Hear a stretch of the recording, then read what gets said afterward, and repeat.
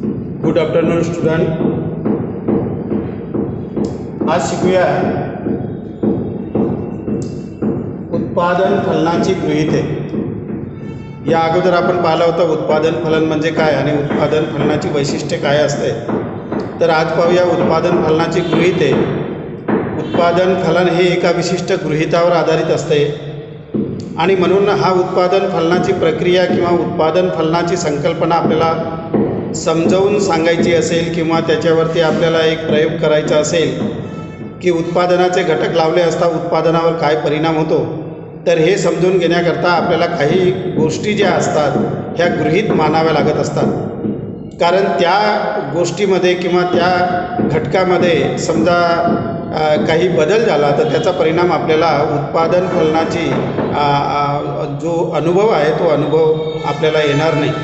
म्हणून हा एक उत्पादन फलनाची संकल्पना आपल्याला जाणून घ्यायची असेल तर त्याच्यासाठी काही गृहीत बाबी आपल्याला घ्यावी लागत असतात की लावलेल्या जे काही उत्पादन घटक असतात त्या उत्पादन घटकापासून आपल्याला किती प्रमाणामध्ये उत्पादन मिळाले हे जाणून घेण्यासाठी एका विशिष्ट कालखंडामध्ये इतर ज्या काही गोष्टी असतात त्या आपल्याला स्थिर मानाव्या लागत असतात किंवा त्याच्यामध्ये कसल्याही प्रकारचा बदल होत नाही ह्या गोष्टी आपल्याला मानाव्या लागत असतात. त्या गोष्टी कोणत्या आहेत तर त्याच्यामध्ये हे सर्व दिलेले आहे, हे गृहीते आपल्याला मानावे लागत असतात. तर पहिला गृहीते आहे कालावधीशी संबंधित. हे जे उत्पादन फलन आहे एका विशिष्ट कालावधीशी संबंधित असते, म्हणजे एका विशिष्ट कालखंडामध्येच हे लागू होते. कारण त्या कालखंडामध्ये आपण उत्पादनाचे घटक लावले असता त्या विशिष्ट कालखंडामध्ये किती प्रमाणामध्ये उत्पादन मिळाले हे उत्पादन माहिती करून घेण्यासाठी आपल्याला हे उत्पादन फलन उपयोगी पडत असते. म्हणून उत्पादन फलनाची संकल्पना समजावून सांगण्यासाठी एका विशिष्ट कालावधीशी ते संबंधित असते हे बाब आपल्याला गृहीत धरावे लागत असते. कारण त्या विशिष्ट कालखंडामध्येच आपल्याला निर्धारित करता येते की आपल्याला किती प्रमाणामध्ये उत्पादन प्राप्त झाले. म्हणून हे उत्पादन फलन एका विशिष्ट कालखंडाशी संबंधित असते अशा प्रकारची बाब आपल्याला मानावी लागत असते किंवा गृहीत घ्यावी लागत असते. नेक्स्ट आहे अल्पकाळात काही घटक स्थिर व काही घटक बदलते असतात. अल्पकाळ जो असतो या अल्प कालावधीमध्ये सर्वच घटक बदलते नसतात. तर याच्यामध्ये अशा प्रकारचे गृहीत मानलेले आहे की अल्पकाळामध्ये काही घटक हे बदलते असतात उत्पादनाचे आणि काही उत्पादनाचे घटक हे स्थिर असतात, त्यांना आपल्याला बदलता येत नाही.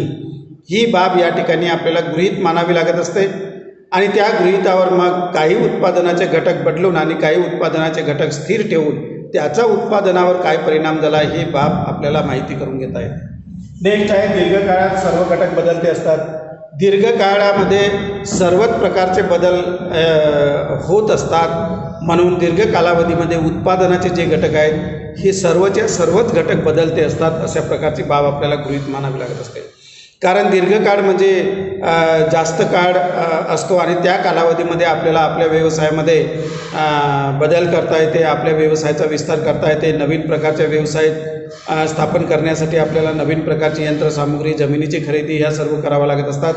त्याच्याबरोबर जे काही अल्पकालीन घटक असतात हेही आपल्याला बदलता येतात. म्हणजे दीर्घ कालावधीमध्ये सर्वच घटक बदलते असतात. अशा प्रकारची बाब आपण या ठिकाणी गृहीत मानलेली आहे उत्पादन फलन उपयोगात आणताना.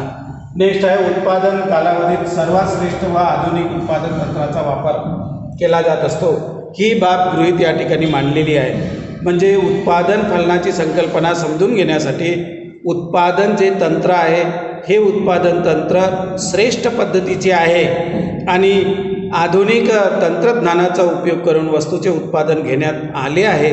अशा प्रकारची बाब या ठिकाणी आपल्याला गृहीत मानावी लागत असते.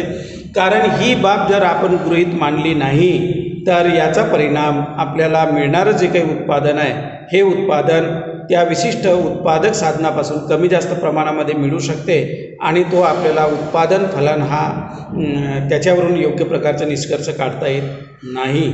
म्हणून एक उत्पादन फलनाची संकल्पना माहिती करून घेण्यासाठी किंवा उत्पादन फलनाच्या माध्यमातून उत्पादनाचे घटक अल्पकाळामध्ये वाढवले असता उत्पादनावर काय परिणाम होतो हे जाणून घेण्यासाठी म्हणून आपल्याला हे गृहीत मानावे लागत असते की आपण एक श्रेष्ठ उत्पादन पद्धतीचा आणि आधुनिक तंत्राचा उपयोग करून वस्तूचे उत्पादन घेतलेले आहे हे बाब गृहीत मानावी लागत असते. नेक्स्ट आहे उत्पादन तंत्रात बदल केला जात नाही आता वस्तूचे उत्पादन घेत असताना जेव्हा आपण काही उत्पादनाचे घटक स्थिर मानतो आणि काही उत्पादनाच्या घटकामध्ये बदल करतो, तेव्हा मधातच आपण कोणत्याही प्रकारचे उत्पादन तंत्र त्या ठिकाणी लागू करत नाही. सुरुवातीपासून तर शेवटपर्यंत एकच उत्पादन तंत्राचा आपण उपयोग करतो, त्याच्यामध्ये बदल आपल्याला करता येत नाही. कारण बदल केले असल्यामुळे सुरुवातीच्या उत्पादन तंत्रापासून मिळणारं उत्पादन आणि नंतर बदल केल्यानंतर उत्पादन तंत्रापासून मिळणारं उत्पादन याच्यामध्ये तफावत आपल्याला दिसून येईल. म्हणून आपण ही बाब गृहीत मानलेली आहे किंवा मानावी लागत असते की उत्पादन तंत्रामध्ये कोणत्याही प्रकारचा बदल केला जात नाही. नेक्स्ट आहे उत्पादनाचे घटक विभाजित करता येतात. म्हणजे जेव्हा आपण वस्तूचे उत्पादन करतो तेव्हा अल्पकालीन उत्पादन घटकामध्ये आपल्याला वाढ करावी लागत असते. आता अल्पकालीन उत्पादन घटकामध्ये जेव्हा आपण वाढ करतो तेव्हा ते अल्पकालीन उत्पादक घटक उत्पादन किती प्रमाणामध्ये घ्यावायचं आहे, कशा पद्धतीने उत्पादनाचे घटक आपण उपयोगात आणू शकतो, यासाठी म्हणून उत्पादनाचे जे काही घटक दिलेले असतील त्या उत्पादन घटकांना विभाजित करता येते, अशा प्रकारची बाब आपल्याला या ठिकाणी मानावी लागत असते. कारण उत्पादक घटकांना विभाजित करता आलं नाही तर याचा परिणाम उत्पादन क्षमतेवर होत असतो. कारण जे उत्पादनाचे घटक आहेत ज्यांना आपण विभाजित करता येते त्यांची पूर्णच्या पूर्ण कार्यक्षमता आपल्याला उपयोगात आणता येत नाही किंवा त्याची पूर्ण कार्यक्षमता उपयोगात येऊ शकत नाही. त्याच्यामुळे आपल्याला निदान नाही करता येत की उत्पादन घटकामध्ये वाढ केली तर नेमकं किती प्रमाणामध्ये उत्पादनात वाढ झाली. म्हणून या ठिकाणी ही गोष्ट मानावी लागत असते की जे काही उत्पादन घटक आपण उपयोगात आणले आहेत त्या उत्पादक घटकांना आपल्याला वेगवेगळ्या भागामध्ये विभाजित करता येते किंवा वेगवेगळ्या छोट्या तुकड्यामध्ये विभाजित करून त्याचा उपयोग करून उत्पादनात वाढ करता येते. अशा प्रकारची बाब या ठिकाणी गृहीत मानलेली आहे. नेक्स्ट आहे न्यूनतम व्ययात महत्तम उत्पादन घेतले जातात. हे एक गृहीत मानले जात असते याच्यामध्ये की न्यूनतम उत्पादन व्ययामध्ये महत्तम उत्पादन तो उत्पादक घेत असतो, अशा प्रकारची गृहीते या ठिकाणी मानले जात असतात. कारण हे गृहीते याच्यासाठी मानले जात असतात किंवा उत्पादनामध्ये वाढ करत असताना ते उत्पादन जेव्हा आपण वाढवतो तर त्याच्यावर येणारा जो उत्पादन खर्च असतो हा न्यूनतम असायला पाहिजे. उत्पादनात वाढ करताना समजा उत्पादनाचा खर्च हा जास्त आला तर त्या विशिष्ट वस्तूच्या उत्पादनाला काही महत्त्व राहणार नाही. कारण मार्केटमध्ये तो अधिक वाढीव किमतीला माल आपल्याला विकावा लागेल आणि वाढीव किमतीला माल जर विकला तर आपले उत्पादन कार्य सफल नाही होऊ शकणार. कारण मार्केटमध्ये वस्तूच्या किमती वाढल्या की लोक त्या विशिष्ट वस्तूची खरेदी करणं बंद करतील आणि उत्पादन फलनाची संकल्पना आपल्याला स्पष्ट करता येणार नाही. म्हणून या ठिकाणी एक गोष्ट मानावी लागत असते की या ठिकाणी उत्पादन फलनाची संकल्पना समजून घेण्यासाठी या ठिकाणी ही गोष्ट मानलेली आहे की न्यूनतम व्ययात महत्तम उत्पादन घेतले जातात. ही एक बाब आपल्याला या ठिकाणी गृहीत मानावी लागत असते. तर अशा प्रकारे उत्पादन फलनाची संकल्पना समजून घेण्यासाठी किंवा तिला स्पष्ट करण्यासाठी हे सर्व गृहीते घ्यावे लागत असतात, मानावे लागत असतात. जरी वास्तविक परिस्थितीमध्ये हे सर्व बाबी शक्य नसले तरी पण हा सिद्धांत किंवा उत्पादन फलनाची संकल्पना स्पष्ट करण्यासाठी ह्या बाबी सर्व आपल्याला गृहीत मानाव्या लागत असतात. तरच उत्पादन फलनाची संकल्पना आपल्याला योग्य पद्धतीने स्पष्ट करता येईल किंवा उत्पादन फलनासाठी नेमकं उत्पादन घटकामध्ये कशा पद्धतीने बदल केला तर त्याचा उत्पादनावर काय परिणाम झाला हे आपल्याला माहिती करून घेता येईल. तर याच्या अगोदर आपण पाहिलं होतं उत्पादन फलनाची संकल्पना म्हणजे काय, त्याची व्याख्या आपण पाहिली होती आणि त्याचे वैशिष्ट्य पाहिले होते की उत्पादन फलनाचे वैशिष्ट्य काय. त्याच्यानंतरचा टॉपिक होता उत्पादन फलनाची हे गृहीते, हे आपण पाहिलेलं आहे. आता याच्यानंतर समोरचा भाग आपण घेणार आहोत, त्याच्यामध्ये आहे उत्पादनाचे प्रकार.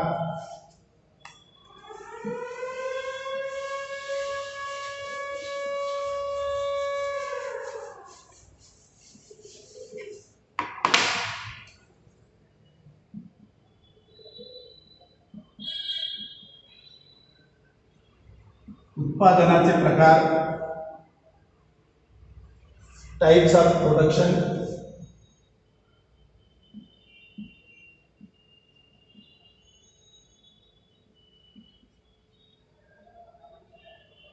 Types of production.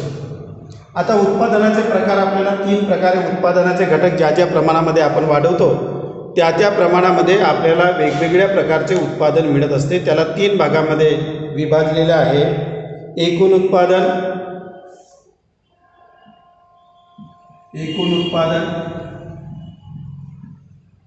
सरासरी उत्पादन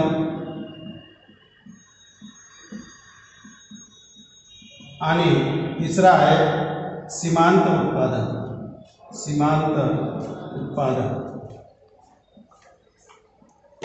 ब्लँक आहे आजच द्यायचे एकूण उत्पादन याला टोटल प्रोडक्शन,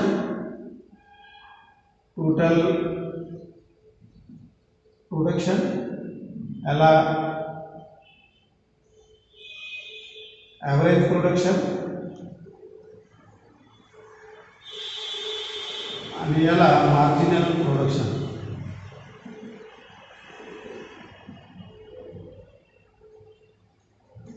अशा पद्धतीने 3 प्रकारचे प्रोडक्शन आपल्याला प्राप्त होत असते जेव्हा आपण उत्पादन फलनाची संकल्पना पाहत असतो. म्हणजे जेव्हा जेव्हा आपण उत्पादनाचे घटक उत्पादनासाठी उपयोगात आणतो तेव्हा तेव्हा मिळणारं जे उत्पादन असते हे 3 प्रकारचे उत्पादन आपल्याला या ठिकाणी प्राप्त होत असते. तर सुरुवातीला आपण पाहूया की याच्यापैकी पहिले उत्पादन कोणते आहे? एकूण उत्पादन. याला कुल उत्पादन असे म्हणतात. एकूण उत्पादन ही संकल्पना कशा पद्धतीची असते ते आपण पाहूया. एकूण उत्पादन तर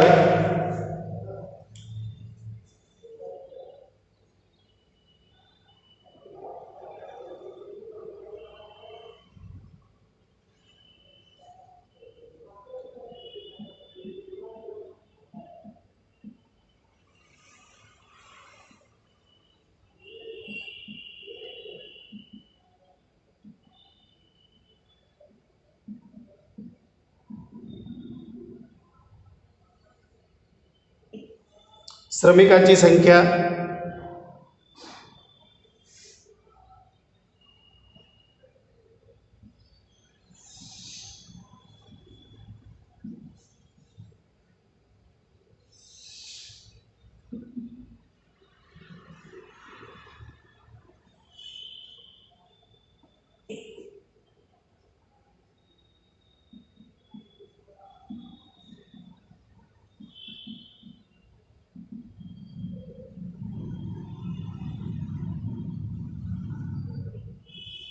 तर या ठिकाणी पहा एकूण उत्पादन कशाला म्हणतात? तर या ठिकाणी पाहिलं आपण एकूण उत्पादन या उत्पादन फलनाच्या संकल्पनेमध्ये एकूण उत्पादनाची संकल्पना आपल्याला तपासायची आहे. एकूण उत्पादन म्हणजे काय? तर जेव्हा जेव्हा श्रमिकांची संख्या वाढत गेली तर या एकूण श्रमिकांच्या संख्येमध्ये जेवढी भर पडलेली आहे त्या एकूण उत्पादनामध्ये जेवढी भर पडलेली आहे त्याची टोटल म्हणजे एकूण उत्पादन होय. आता या ठिकाणी पहिल्या उत्पादन घटकाचा आपण उपयोग केला. जसं श्रमिकांची संख्या, पहिला श्रमिक कामाला लावला तर आपल्याला 10 क्विंटलचे उत्पादन मिळाले. पहिला श्रमिक कामाला लावले असता 10 क्विंटलचे उत्पादन मिळाले. दुसरा श्रमिक कामाला लावले असता एकूण उत्पादन आपल्याला 18 क्विंटलचे मिळाले. एकूण उत्पादन टोटल उत्पादन आपल्याला 18 क्विंटलचे मिळाले. आणि तिसरा श्रमिक कामाला लावले असता आपल्याला 24 क्विंटल उत्पादन मिळाले. तर या ठिकाणी मिळणारं जे उत्पादन आहे हे जेव्हा 24 क्विंटल आहे तर 24 क्विंटल फक्त तिसऱ्या उत्पादक घटकाचा हा हिस्सा नाही आहे, म्हणजे तिसऱ्या श्रमिकाचाच हिस्सा नाही आहे. तर या ठिकाणी तिन्ही श्रमिक मिळून एकूण जे किती उत्पादन केलं त्यांनी 24 क्विंटल उत्पादन केलं. तर अशा प्रकारचे एकूण उत्पादन आपल्याला प्राप्त होत असते. जेव्हा जेव्हा उत्पादनाचे घटक आपण वाढवत जातो त्या त्या प्रमाणामध्ये मिळणारे उत्पादन जे असते ते उत्पादन एकूण उत्पादन समजले जात असते. सर्वच उत्पादन घटकांचा त्या ठिकाणी उत्पादन कार्यामध्ये सहभाग झाल्यामुळे जेवढे उत्पादन आपल्याला प्राप्त होते त्याला एकूण उत्पादन असे म्हटलं जात असते. म्हणजे या सर्वच याचे 10 आणि याचे जर पाहिलं तर 8 मात्राचं उत्पादन आहे, याचं जर पाहिलं तर 6 मात्राचं उत्पादन आहे. तर अशा प्रकारे हे 10, हे 8 आणि हे 6 यांची टोटल केल्यानंतर आपल्याला किती मिळतात? एकूण 24 मात्रा उत्पादन या ठिकाणी प्राप्त झालेले आहे. म्हणजे एका विशिष्ट बदलत्या घटकाच्या उत्पादन मात्रेमध्ये एका विशिष्ट उत्पादन घटकांच्या बदलत्या मात्रेमध्ये बदल केले असता जे उत्पादन आपल्याला प्राप्त होते त्याला एकूण उत्पादन असे म्हणतात. म्हणजे एका विशिष्ट कालखंडामध्ये बदलत्या उत्पादन घटकामध्ये बदल केले असता. हाही बदलते उत्पादन घटक आहे, म्हणजे याच्यामध्ये आपल्याला बदल करता येतो. श्रमिकांची संख्या कमी जास्त करता येते. तर यांची संख्या वाढली असल्यामुळे हे जसं जसं संख्या वाढवत जातो तसं तसं आपल्याला जे उत्पादन प्राप्त होते त्याला एकूण उत्पादन असं म्हटलं जात असते. तर समोर आपल्याला ही संकल्पना लक्षात ठेवायची आहे की जेव्हा जेव्हा उत्पादनाचे बदलते घटक आपण उपयोगात आणतो तेव्हा तेव्हा जे उत्पादन आपल्याला मिळते त्याला एकूण उत्पादन असं म्हटलं जात असते. तर श्रमिकांच्या जसं जसं श्रमिकांच्या संख्येमध्ये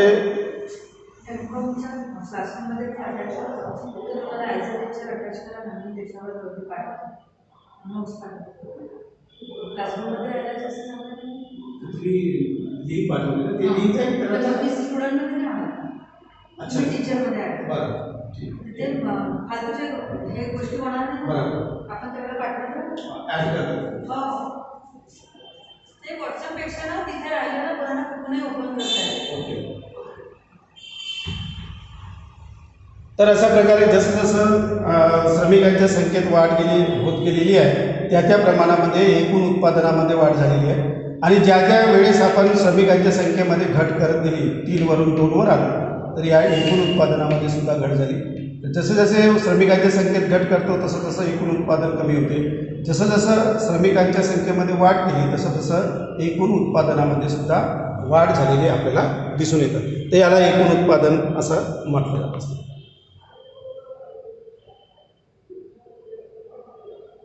हे लिहायचं असेल तर लिहून घ्यायचं. तसं तुमच्याकडे याचं PDF पाठवलेलं आहे, हे फक्त समजावून देण्यासाठी आहे तुम्हाला.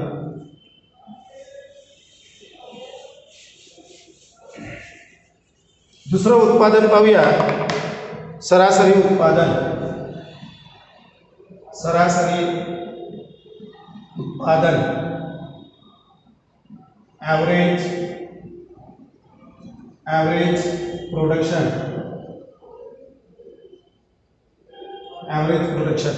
सरासरी उत्पादन. तर याच्यामध्ये टेबलच्या माध्यमातून हे समजून घेऊया.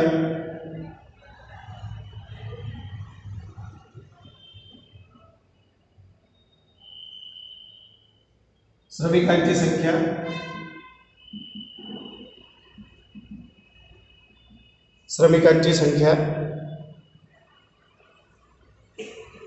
एकूण उत्पादन आणि सरासरी उत्पादन.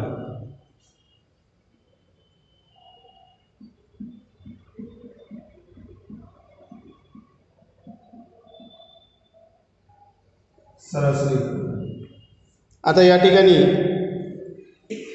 श्रमिकांची संख्या 1, 2, 3 इथे घेतलं होतं. एकूण उत्पादन 10, 18 आणि 24. तर सरासरी उत्पादन किती राहते हे आपल्याला या ठिकाणी काढायचं आहे. तर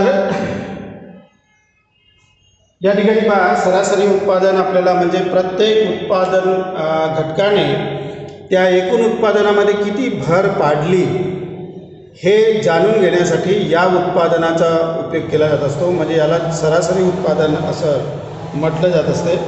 तर एकूण उत्पादनाला समजा आपण त्या उत्पादक घटकाच्या संख्येने जर भाग दिला तर जे उत्पादन आपल्याला मिळते त्याला सरासरी उत्पादन असं म्हटलं जात असते. आता या पहिल्या श्रमिकांचं एकूण उत्पादन आहे 10. तर 10 भागीला 1 इज इक्वल टू 10. म्हणजे याचं सरासरी उत्पादन, एकच श्रमिक असल्यामुळे याचं सरासरी उत्पादन हे 10 मात्राचे झाले किंवा 10 क्विंटलचे झाले. आता एकूण उत्पादन या ठिकाणी आहे 18. किती श्रमिकांचं आहे ते काम? 2 श्रमिकांचं. म्हणजे या ठिकाणी 2 भागीला 2 केलं तर प्रत्येकाच्या वाट्याला या ठिकाणी आलेलं 9. म्हणून सरासरी उत्पादन किती झालं? 9 मात्राचं सरासरी उत्पादन झालं. एकूण उत्पादन तिसऱ्यामध्ये पाहिलं, एकूण उत्पादन आहे 24. आणि किती उत्पादक घटकांचं हे 24 मात्रा उत्पादन आहे? 3 उत्पादन घटकाचं आहे. 3 उत्पादन घटकांना लावले असतात एकूण उत्पादन 24. तर प्रति उत्पादक घटकांचा उत्पादनामध्ये सहभाग किती आहे? 8. म्हणजे याचा अर्थ असा होतो की एकूण उत्पादनाला उत्पादक घटकांच्या संख्येने भाग दिले असता जे उत्पादन आपल्याला प्राप्त होते त्याला सरासरी उत्पादन असं म्हटलं जात असते. या ठिकाणी आपण पाहिलं की जसे जसे आपण मजुरांची संख्या वाढवितो तसं तसं सरासरी उत्पादन वाढत जाते, पण एकूण उत्पादन वाढत जाते. पण या ठिकाणी जर आपण पाहिलं सरासरी उत्पादनाच्या संदर्भामध्ये पाहिलं तर ज्या ज्या प्रमाणामध्ये श्रमिकांची संख्या वाढत जाते त्या त्या प्रमाणामध्ये मिळणारं जे काही उत्पादन आहे हे सरासरी उत्पादन कसं होत जाते, कमी कमी कमी कमी होत जाते. तर अशा पद्धतीने हे आपल्याला सरासरी उत्पादन या ठिकाणी प्राप्त होत असते.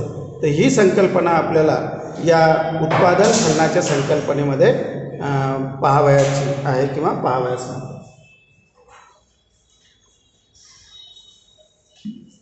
तिसरं उत्पादन आपण पाहणार आहे म्हणजे सीमांत उत्पादन. सीमांत उत्पादन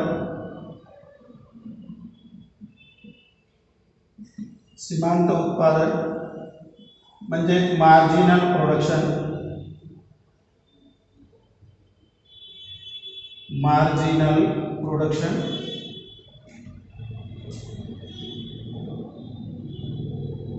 मार्जिनल प्रोडक्शन. सीमांत उत्पादन म्हणजे अशा प्रकारचे उत्पादन की एक जास्तीचा मजूर कामाला लावले असता किंवा एक उत्पादनाचा घटक उत्पादन कार्यामध्ये उपयोगात आणले असता एकूण उत्पादनामध्ये जी भर पडत आहे ती पडलेली भर म्हणजे त्या विशिष्ट मजुराचे सीमांत उत्पादन म्हटले जात असते. तर याच्यामध्ये पहा जेव्हा जेव्हा आपण मजुरांच्या संख्येमध्ये वाढ करतो तेव्हा तेव्हा एकूण उत्पादनामध्ये वाढ होत असते. तर एकूण उत्पादनामध्ये जेवढी वाढ झालेली असेल ती वाढ म्हणजे त्या विशिष्ट उत्पादक घटकाचे सीमांत उत्पादन या ठिकाणी मानले जात असते. तर या ठिकाणी आपल्याला असं म्हणता येईल की उत्पादक घटकाच्या म्हणजे याचाच अर्थ असा की त्या विशिष्ट उत्पादक घटकाचे ते इंडिव्हिज्युअली उत्पादन असते. सीमांत उत्पादन म्हणजे त्याच उत्पादक घटकाचे ते वैयक्तिक उत्पादन होते. त्याच्यामध्ये त्या प्रत्येक उत्पादक घटकाला उपयोगात आणले असतात त्याची उत्पादनात किती प्रमाणामध्ये भर पडली ही भर माहिती करून घेण्यासाठी म्हणून सीमांत उत्पादन या ठिकाणी माहिती करून घेतलं जात असते. आणि सीमांत उत्पादन जर माहिती करून घ्यायचं असेल तर त्या एका उत्पादक घटकाचा उपयोग केल्यामुळे एकूण उत्पादनामध्ये किती भर पडली हे भर म्हणजे सीमांत उत्पादन होय. आता याच्यामध्ये सुद्धा तेच उदाहरण घेऊया आपण. श्रमिकांची संख्या याच्यामध्ये एकूण उत्पादन आणि सीमांत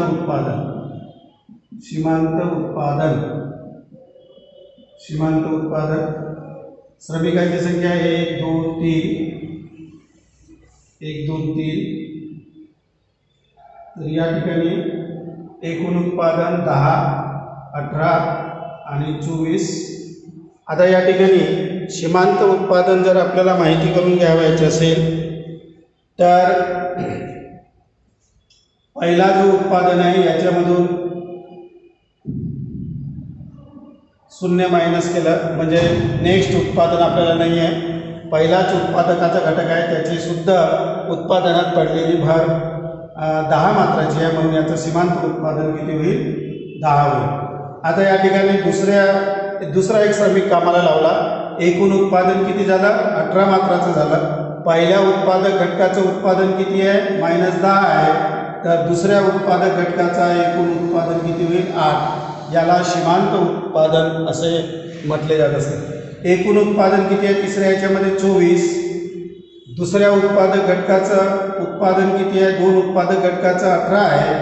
या ठिकाणी 24 - 18 म्हणजे 6. तर अशा प्रकारे आपल्याला या ठिकाणी सीमांत उत्पादन प्राप्त करता येते. याला सीमांत उत्पादन असे म्हणतात. म्हणजे सीमांत उत्पादन म्हणजे काय? सीमांत उत्पादन म्हणजे एकूण उत्पादनातून त्या उत्पादक घटकाची मात्रा जर आपण मायनस केली तर उरलेली जी मात्रा असते त्या विशिष्ट उत्पादक घटकाची उत्पादनात पडलेली शुद्ध भर असते. म्हणजे ज्याचा वैयक्तिक जेवढे उत्पादनाचे घटक आपण लावतो त्या उत्पादक घटकाचे वैयक्तिक उत्पादन म्हणजे सीमांत उत्पादन होय. म्हणजे एक जास्तीची उत्पादन घटकाची मात्रा लावली असता एकूण उत्पादनामध्ये जे शुद्ध भर पडते त्या उत्पादनाला सीमांत उत्पादन असे म्हटले जात असते. तर अशा प्रकारच्या उत्पादन फलनाच्या संकल्पनेमध्ये एकूण उत्पादन, सरासरी उत्पादन आणि सीमांत उत्पादन ह्या तिन्ही संकल्पना आपल्याला पाहाव्यास मिळतात. म्हणून या ठिकाणी आपण एकूण उत्पादन कसे असते, सरासरी उत्पादन कसे असते आणि सीमांत उत्पादन कसे असते ह्या संकल्पना या ठिकाणी समजावून सांगितलेल्या.